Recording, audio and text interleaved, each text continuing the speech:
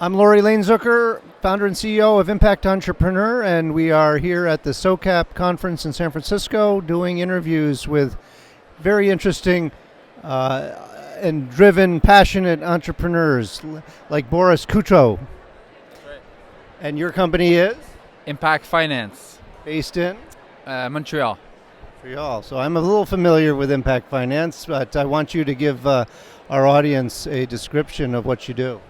So basically, we're an impact analytics company, and we provide investors and consumers with an understanding of the impact of their portfolio, be it investment portfolio or consumption portfolio.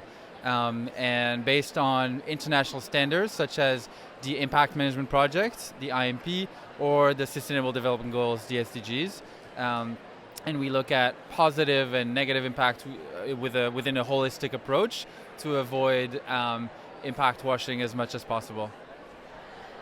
Now, you said that in a very kind of easy to consume way, but I know that there is a tremendous amount of work and sophistication that goes into a project like that to get it right.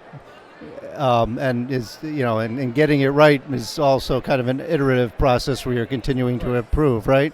So give me a little bit more. I know we're talking about a very deep platform here because I've experienced the platform, but can you go a little bit further in talking about what kind of information you're getting and sharing about companies? Sure. So we collect data, first of all, in two different ways. For private companies, we have two online questionnaires that we spend a lot of time on to be able to make sure that they were aligned with the IMP and be able to get us the right level of information without being too burdensome for the entrepreneurs that were filling them in, because we understand that their time is obviously valuable. And so the reason why there's two of them is for us, the first one gives us a good idea of where the company is on the spectrum of impact, and the second one goes into much more detail about in the indicators and the sort of the whole the dimensions of the IMP. And so that's one thing. For listed equity companies that we analyze as well, we look at we gather we scrape the internet and gather information, and then we structure it within the IMP framework. And so that was one thing that took us quite a bit of time, is to structure all that database, basically. And then we present that information in a hopefully easy to understand way to investors and consumers, as I said. And then we have a reporting element on it as well. And we also added to the IMP, we calculated a score that helps, again, investors and consumers to compare apples with apples, because it's not always easy to compare companies based on indicators, impact indicators, because, for example, a company that has 100 beneficiaries, you can't say that they're better than a company that has 10 beneficiaries, because the impact might be a lot deeper, these beneficiaries might be a lot more vulnerable. And so the score basically extracts the information that's able to make this comparison. And so yeah, it was an iterative process for sure, and we spent a lot of time and effort on thinking it through. And we now have a product that's in the market, and the traction has been really good. So some of what you're describing might remind some of our viewers of what B Lab does with certification, sure. B Corp certifications. Can you kind of compare, contrast your platform with theirs? Yeah. So first, I want to start by saying, so we're a B Corp certified company, and we're very big supporters of the movement. How we were different, though, is that we take a different approach. The market, what we're doing is who we're selling the product to is different on the investor side specifically, but we also focus on, and we come from a place where we focus on positive impacts, whereas B Corp has a positive impact lens to it as well, but is also takes a lot of time to spend a lot of time in the questionnaire to assess how a company mitigates their negative impacts, which is huge, which is very important, and which is step in the right direction. We just like to think that we want to go a step further than that, and to solve the SDGs. I think that's what you need.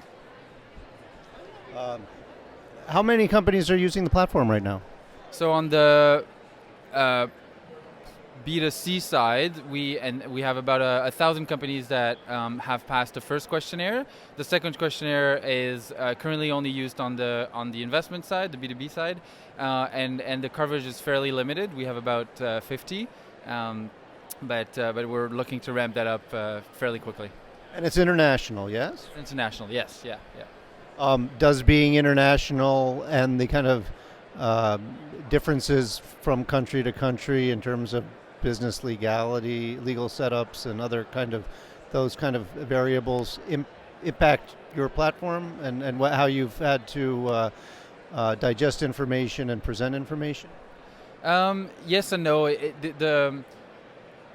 In terms of the reporting element of it, not so much.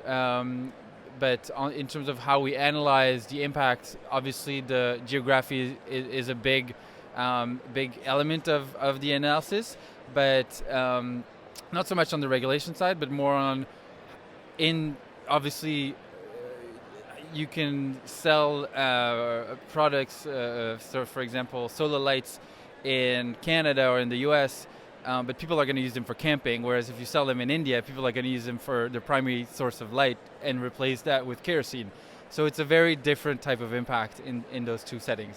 So that's how geography plays a big role for sure. Sorry, go ahead. Well, so you're here at SOCAP. Have you been to SOCAP before? No, it's my first time. I'm really excited. What kind of connections are you looking to make? Both on the potential client side, so investors, asset managers that are looking to measure and track their impact, and as well just on the impact entrepreneur and social entrepreneur side. That's my personal passion, but we also have the B2C platform for them, and so both, and I'm also just interested in learning and hearing some thought leadership on what's going on in the sector, and so it's really exciting. How many funding rounds have you been through? Too many that I can count. No, we've done some different things. So we started with an equity crowdfunding back in 2016. And so that was really to give us the seed capital to start what we're doing, and then you were pretty early on there with equity crowdfunding. Yeah.